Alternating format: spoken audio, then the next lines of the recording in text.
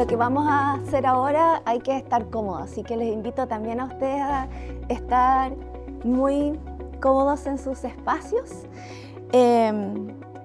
Y aparte de darle los buenos días a todas, a todos y a todes, quisiera pedirles que la verdad que esta charla, a mí me invitaron a hacer una charla magistral y en realidad como que la palabra magistral a mí me queda todavía demasiado grande. Lo que quiero es que en realidad hoy día los invito a que este espacio sea más bien un espacio que les invite a recordar, que les invite a sentirse en un espacio como comunidad educadora. Lo que quiero hoy día es compartir algunos recados que no vienen solo de los libros, que como decía nuestro presentador, que muchas veces vienen de caminatas, que muchas veces vienen de conversaciones, de gestos, de preguntas, de miradas, recados que de alguna manera me han sido confiados en mi vida, a lo largo de mi vida, de manera profunda por algunas personas que han estado ahí, que han marcado este camino que llevo recorriendo tan bonito de la educación. Estos últimos 8 años he tenido el privilegio y la dicha de caminar de la mano de quien me acompaña en el hermoso tránsito de la siembra que es educar. Quiero hoy día hablarles no solamente desde mi voz, sino desde la voz también de un gran compañero que fue y que es don Claudio Di Girolamo. Y hablo en presente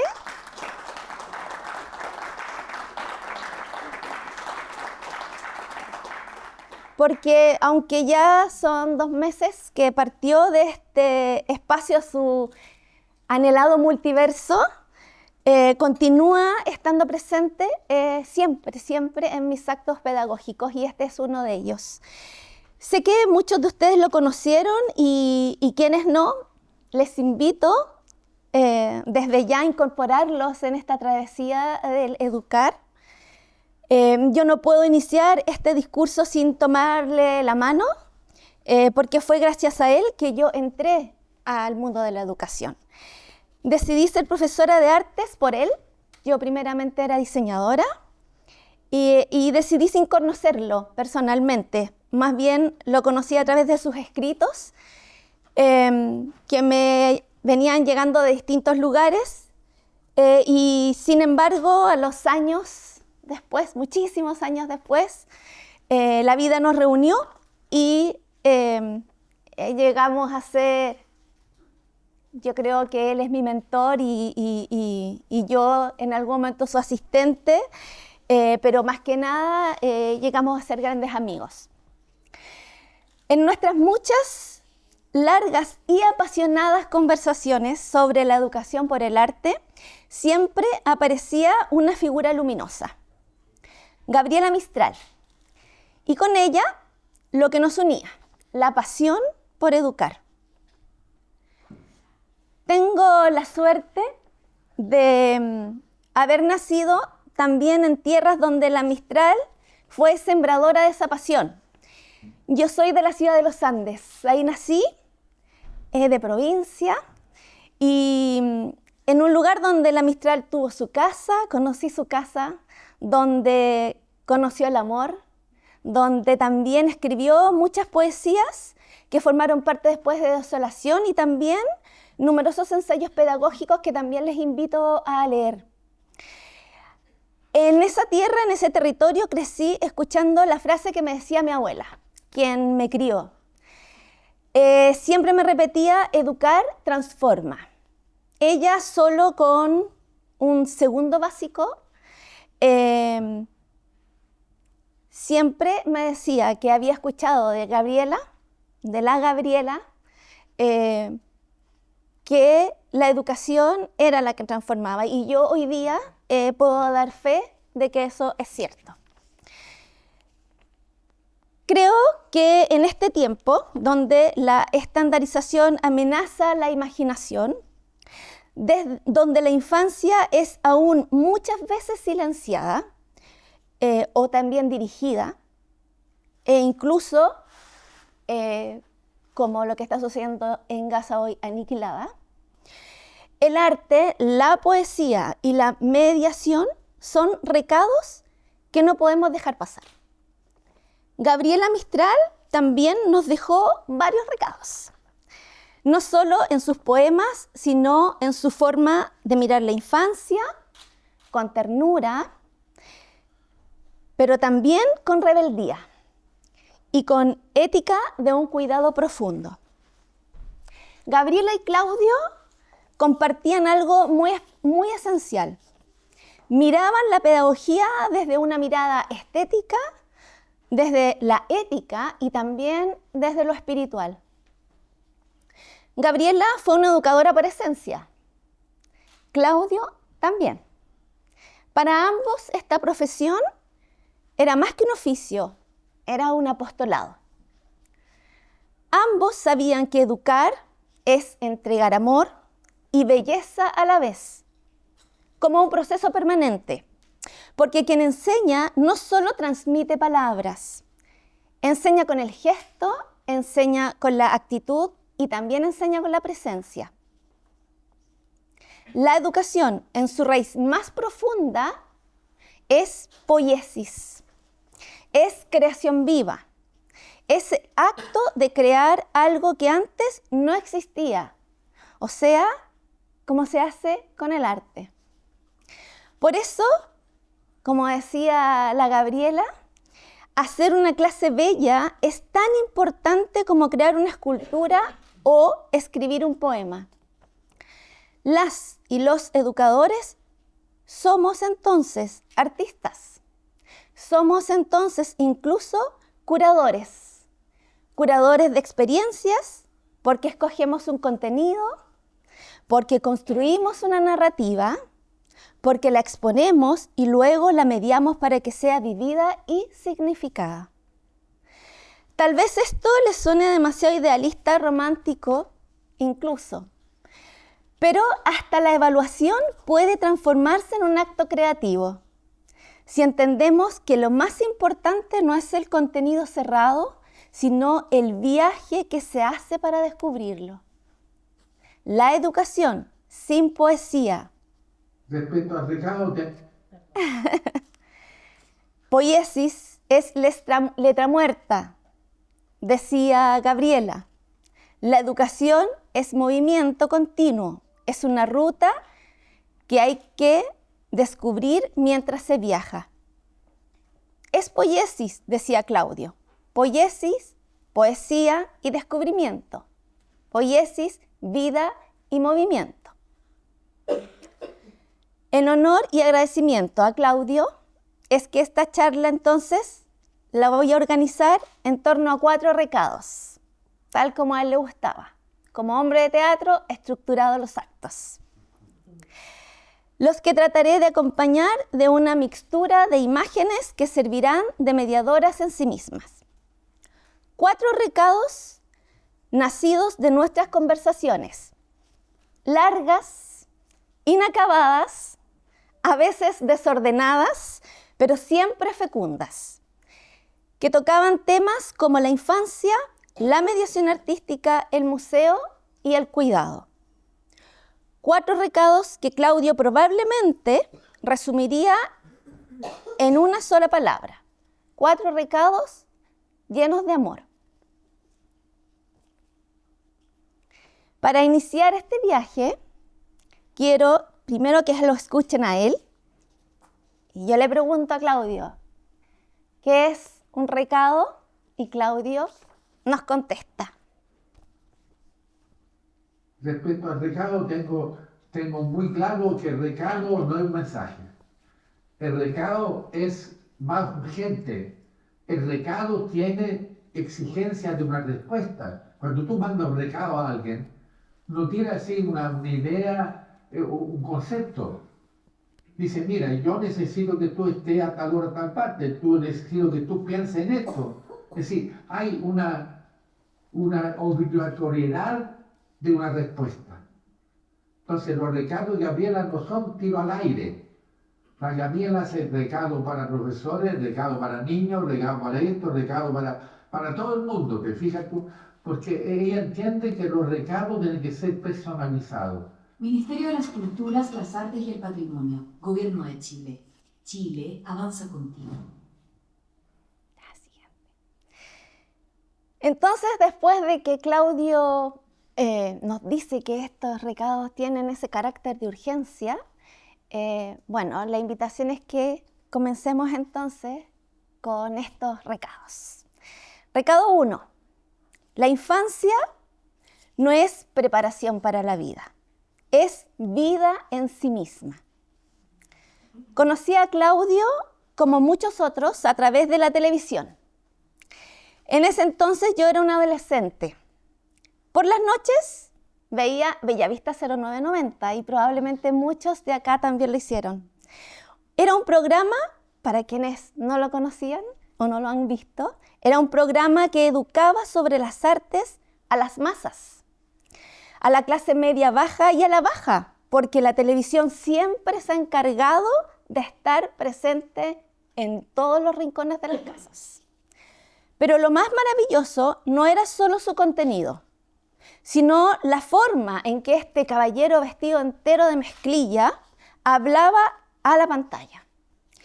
Ese hombre enorme, claro, luminoso, te hacía entender el arte como una experiencia viva, como algo que no pertenece a unos pocos iluminados, sino que habita en cada uno de nosotros.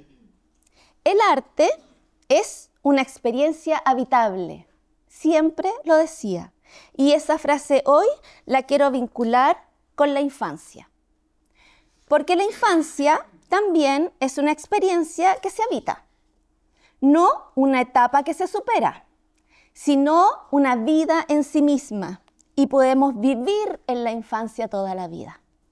Porque la mirada adultocéntrica divide a la infancia como una fase, pero quienes trabajamos con ella sabemos que la filosofía de vida infante es un modo de estar en el mundo. Y para ello tiene 100 lenguajes, como decía Loris Malaguzzi, a quien Claudio admiraba profundamente, pero decía además, el mismo Loris, que el adulto le robaba 99. En la infancia hay un pensamiento que no necesita traducción verbal. Es un saber que pasa por la piel, el juego, por la mirada, por el trazo, y pasa también por la porfía.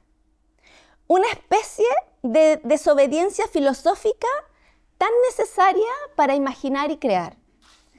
Una filosofía que nos invita a ser curiosos, a jugar con las preguntas, a asombrarnos, a construir puntos de vista personales, a liberarnos del prejuicio, a arriesgarnos con lo nuevo. ¿Quién no ha visto cada una de estas palabras en algún momento en la infancia de cualquier niño que uno pueda observar? Y la creatividad es eso, atreverse a inventar y construir nuevos caminos hacia el saber, desde lo que estamos siendo hacia lo que deseamos llegar a ser. Pero para eso, el recado nos invita a algo fundamental, a algo que no estamos acostumbrados en esta era, que es esperar. Esperar los tiempos de cada quien. Reconocer las múltiples formas de la creatividad, con sus luces y sus sombras, con sus alegrías y también sus dolores. Reconocer que lo no pensado, lo inesperado, lo desbordado, también pueden formar parte de este cambio. Reconocer la libertad, tan necesaria para distinguirnos como seres humanos, y no como seres domesticados por la prisa y la productividad. Como dice Byung-Chul Han, debemos ser capaces de bailar con arabescos para escapar del hastío de lo rectilíneo. Y justamente eso, bailar con arabescos, es también lo que hace la infancia cuando se aburre. No se paraliza, imagina con el cuerpo, no solo con la mente. En la infancia no hay desobediencia sin alegría. Bueno, en la adultez también, a veces cuando nos portamos ahí desobedeciendo, ¿no? Pero imaginemos que la desobediencia de la infancia no es como la del adulto, porque es una desobediencia desinteresada. Es una desobediencia poética, una que no destruye, sino que construye mundos posibles. Por eso deberíamos tener una frase escrita sobre las puertas de nuestras aulas. Nada sin alegría. No como adorno, sino como ética. No como eslogan, sino como política educativa. Una que nos recuerda que todavía es posible imaginar una utopía. Y que tal vez, solo tal vez, la infancia no nos necesita tanto a nosotros, como nosotros necesitamos volver a mirar el mundo desde sus ojos. Recado 3. El aula puede ser un museo, el museo puede ser una escuela. ¿Qué pasaría si viéramos la sala de clases como un museo expandido? Un lugar donde lo cotidiano pueda volverse arte, donde cada rincón hable y cada objeto revele algo del mundo interior de quien lo trae. Una mesa con objetos encontrados, un rincón de luz con transparencias y sombras, una vitrina hecha con cartón donde los niños expongan lo que les asombra. Imaginen una sala con archivos sonoros de la infancia, una mesa de los tesoros recogidos en el camino, un museo del asombro, donde cada niño o niña traiga un objeto querido y lo instale como si fuera una pieza patrimonial. Un pañuelo, una piedra, una conchita, una carta, pequeños archivos del alma. El museo también puede ser un aula. Del mismo modo, el museo se puede transformar en una escuela amorosa, dulce, que se deje habitar, intervenir, habitar desde los afectos. El museo debe abrirse a la infancia no solo como público, sino como creadora, como curadores, como narradores, como artistas, incluso como mediadores. Porque cada niño y niña es un productor de cultura, creador de estéticas, esas que han quedado fuera de lo académico, esas que han sido marginadas por no cumplir con lo normativo del arte. Que los niños y las niñas curen una exposición, que elijan una obra, le pongan título, le inventen una historia, que dibujen, que escenifiquen, que escriban y pregunten, que audiodescriban una obra, porque sus gestos también son actos estéticos y también epistémicos. Y porque ellos y ellas pueden ser también mediadores, no solo receptores y no solo visitas, sino sujetos que crean sentido desde sus mundos interiores. Loris Malaguzzi, maestro querido por Claudio, decía que la escuela, y por qué no también el museo, debían ser espacios amables. Amable significa amable, amoroso, dulce. Un lugar donde las paredes hablen, no con imágenes estereotipadas, sino con fotografías significantes, con textos cuidadosamente elegidos, que narren las competencias impensadas del ser humano desde su nacimiento. Una escuela o museo amable tampoco le teme a la complejidad ni a la polisensorialidad. Más bien la busca. No solo ocupa el sentido visual, sino que lo pone a la par con todos los otros que siempre han estado en detrimento. Busca los matices de los paisajes cromáticos, sonoros, táctiles, visuales y también de los paisajes emocionales. Es un espacio que no encierra, sino que expande, incluso traspasando muros. Una escuela o un museo amable es un escenario donde los educadores no solo enseñan, observan, investigan, toman notas, documentan, reflexionan, construyen de forma intersubjetiva biografías, narrativas cruzadas, tejidas con los hilos de lo que acontece en el espacio educador. Es un lugar donde se aman las preguntas más que las respuestas, se prolonga la escucha y se lentifican las soluciones, se saborean una y otra vez las virtudes de las dudas. El arte contemporáneo como experiencia habitable. Una escuela amable es un lugar donde el arte contemporáneo no es algo que se enseña desde un libro, sino una experiencia que se habita. Y en este sentido, no solo se aprecia el resultado, sino que también se aprecia el proceso como una obra de arte. Es decir, una escuela donde ya no hagan más una indicación para tener 20 resultados iguales, sino también donde lo transdisciplinar sea la organización que lleve a integrar lo uno y lo diverso, donde los 100 lenguajes puedan cooperarse, fundirse y reconocerse. Un espacio donde existan ready-mades, poesías, fotografías, instalaciones, sonidos, videos, etc. No porque los niños deban estudiar arte contemporáneo, sino porque este tipo de arte lo encarna de manera natural. Porque somos seres biológicamente dispuestos a explorar, y los niños nos enseñan eso, porque somos seres dispuestos a buscar sentidos, a encontrar significado en lo pequeño, a jugar con los materiales como quien inventa el lenguaje por primera vez.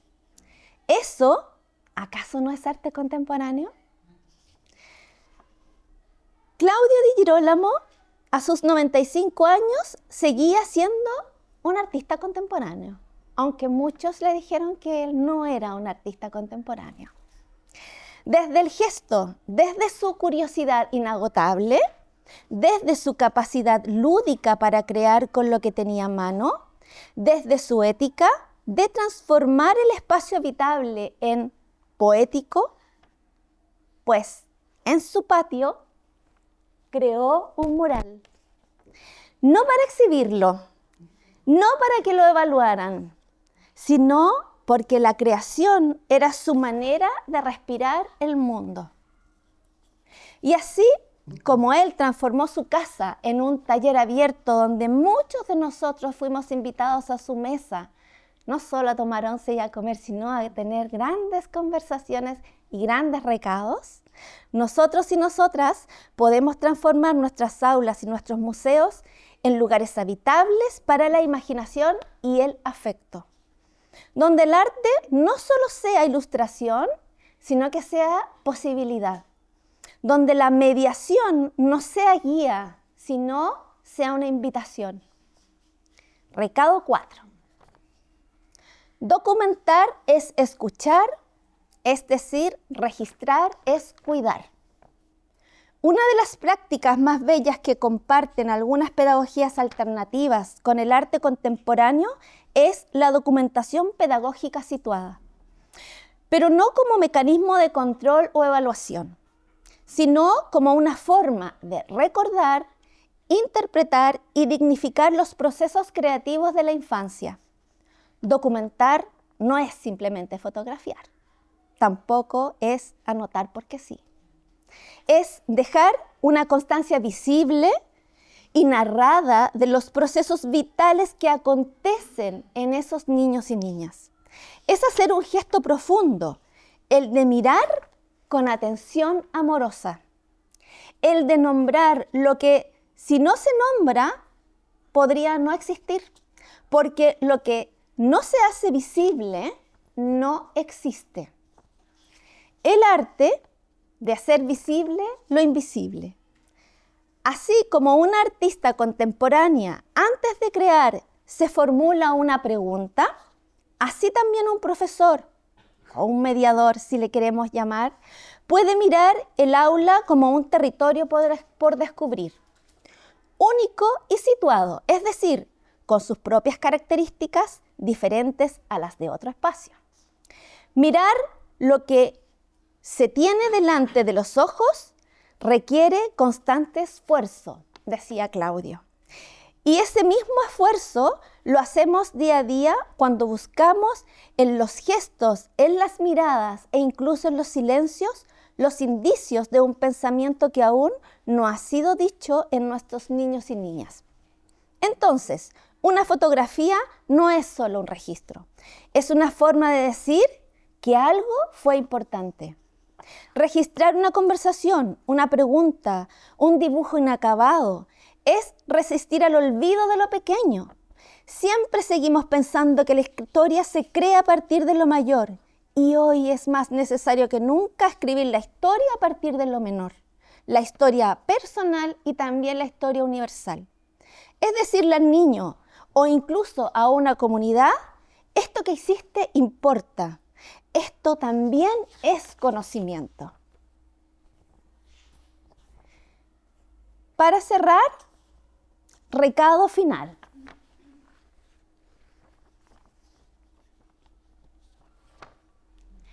Nada sin alegría. Nada sin alegría es una frase de Loris Malaguzzi. Y Claudio lo sabía desde niño, mucho antes de oírselo a Loris. En un mundo que empuja hacia la rapidez, la eficiencia y la estandarización, decidir educar con arte, con juego, con afecto, es un acto de resistencia poética. La mediación artística no es una técnica, tampoco es un título profesional, es una ética de la presencia. Una forma de estar con otros desde lo sensorial, lo simbólico, lo inesperado, es ser en el otro. Es confiar en que la infancia tiene algo que decirnos. No más adelante, no cuando crezca, sino ahora. El niño Claudio, permítanme cerrar este recorrido con una historia verdadera, una que Claudio me contó cuando recién lo conocí y creo que marcó el sentido para mí de mi profesión. Una historia de guerra, de escasez y de hambre, pero también de ternura, de imaginación y de belleza. Una historia de Claudio cuando aún era un niño. Vivía en Roma, en un 6º piso sin ascensor. Si quieren, cierren los ojos. Durante los bombardeos de la Segunda Guerra Mundial, allí, entre alarmas, frazadas en las ventanas y estómagos vacíos, una noche ocurrió algo que él mismo llamó una epifanía. Su madre, mujer sabia en tiempos inciertos, en lugar de resignarse al silencio del hambre, los reunió con sus hermanos a la mesa. Pero no con comida. Sobre los platos colocó hojas blancas y al lado de cada una un lápiz. Dibujen lo que quieran comer, dijo. Y entonces sucedió el milagro. Los 3 niños, guiados por su padre pintor, comenzaron a inventar platos imposibles, mezclas desbordadas de fantasía y apetito. cordero, pavo, strudel, champán, queso, espaguetis, pescado. El deseo transformado en trazo. Y luego vino el intercambio. Cambio carne por tarta de manzana, 2 porciones de pasta por vino siciliano. Rieron y rieron.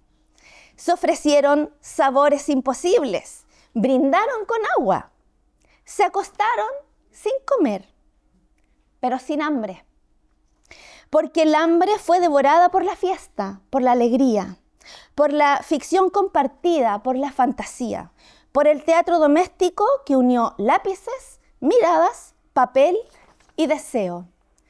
Aquel gesto de su madre, esa invitación a imaginar colectivamente lo que no estaba, fue quizás la primera escena de mediación artística en la vida de Claudio.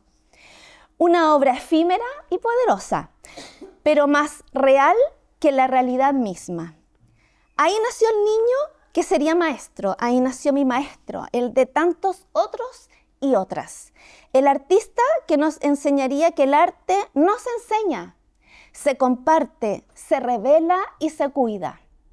El pensador que quiso cambiar y devolverle el sueño a Chile de vuelta a la democracia a través de la cultura y el arte. Él fue ese niño y nunca dejó de serlo. A sus 95 años seguía jugando, creando e incansablemente dibujando. Gracias, Claudio, por enseñarnos que el arte también puede servirse en platos vacíos, que la alegría puede inventarse, incluso en la guerra, que la imaginación no es un lujo, sino un derecho, que el hambre se puede burlar con un lápiz y una hoja, cuando el amor, la estética y el cuidado se sientan a la mesa. Gracias por recordarnos que el centro de toda pedagogía verdadera habita en un niño jugando a comer dibujos. Que como tú decías, los niños no vienen a aprender, vienen a recordarnos cómo se aprende. Y que nada, absolutamente nada debe hacerse sin alegría. Muchas gracias.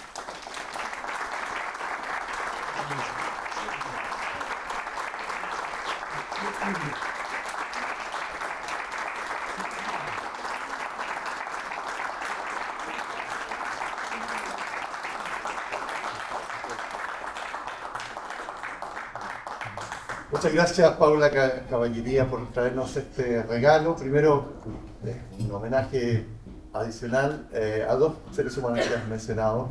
Gabriela Mistral, que este año, todos lo sabemos, está celebrando los 80 años de su premio Nobel de Literatura, primera mujer latinoamericana en obtener. Y además este genio creador que nos dejó hace poco, por lo menos físicamente, sí. Y sigue ahí en nuestros corazones y en nuestras mentes, con Claudio Di Girolamo. Muchas gracias, Paula, por este regalo que nos has traído. De nada. Muchas gracias a ustedes por escuchar. ¿Hay alguna pregunta, algún comentario? Por favor. Primero, quiero decirte que pocas veces he presenciado exposiciones tan atrapantes, de verdad, demasiado lindo. Y tal como nos compartiste estos 4 recados, yo quería saber si tú tienes o pudiste comunicarle algún recado, como de ti para él. ¡Wow! Oh, yo creo que le comuniqué siempre que él siempre tuvo una duda. Si él había sido importante para alguien en el mundo del arte o de la cultura. Si le cambió la vida a alguien. Porque su papá en un cumpleaños le hizo un regalo, también en época de guerra, donde no había qué regalo hacer. Pero Julio le dijo, te regalo que el día que tú te vayas, dejes mejor, un poquito mejor este mundo de lo que lo encontraste. Entonces, cuando yo lo conocí, lo primero que le dije, tú me cambiaste. O sea, yo leí tus textos y decidí ser profesora de partida. Venía de otro mundo y mi decisión fue, no, yo quiero ser profesora. Entonces sí, cambiaste, sí tuviste ese poder transformador. También le di el recado, digamos, de decirle que, y se lo digo todos los días en mi mesita de altar que le tengo, que sí, que él dejó un poquito mejor este mundo de lo que lo encontró. Eso.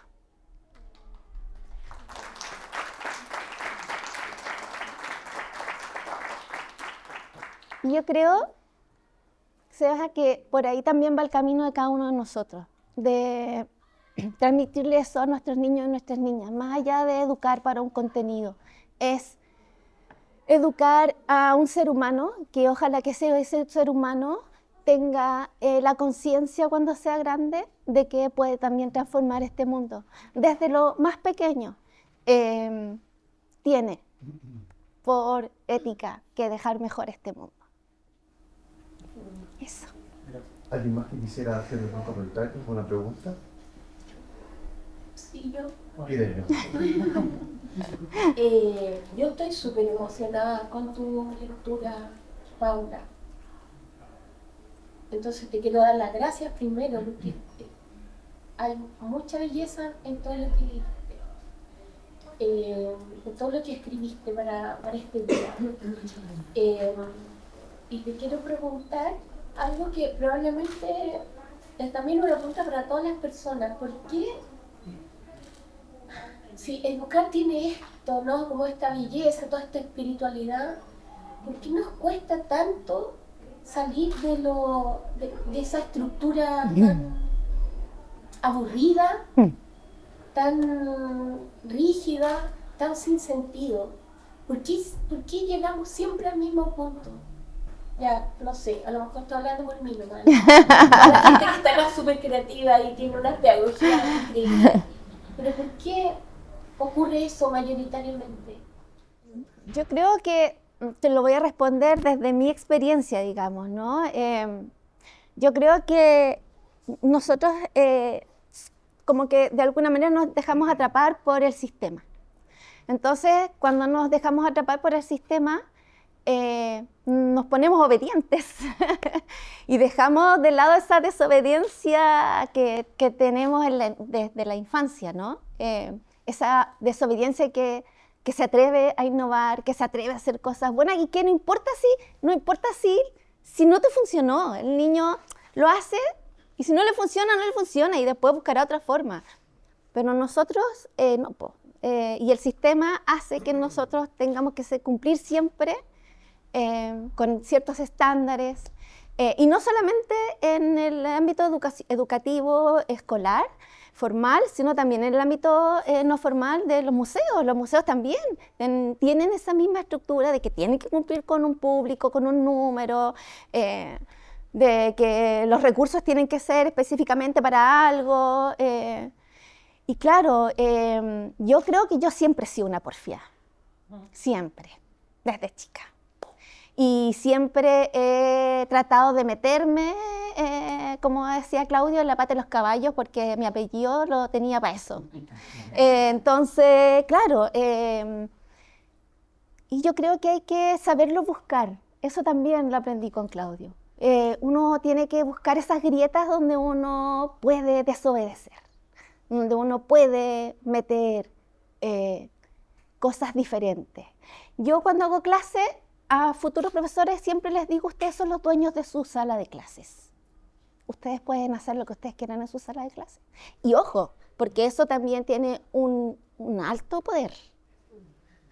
O sea, puedo dejarla embarrada como puedo transformar y dejar una experiencia fascinante. Pero tienen que tener esa conciencia. Y yo creo que tener esa conciencia también hace que uno sea más libre de querer desarrollar o de querer desobedecer ciertas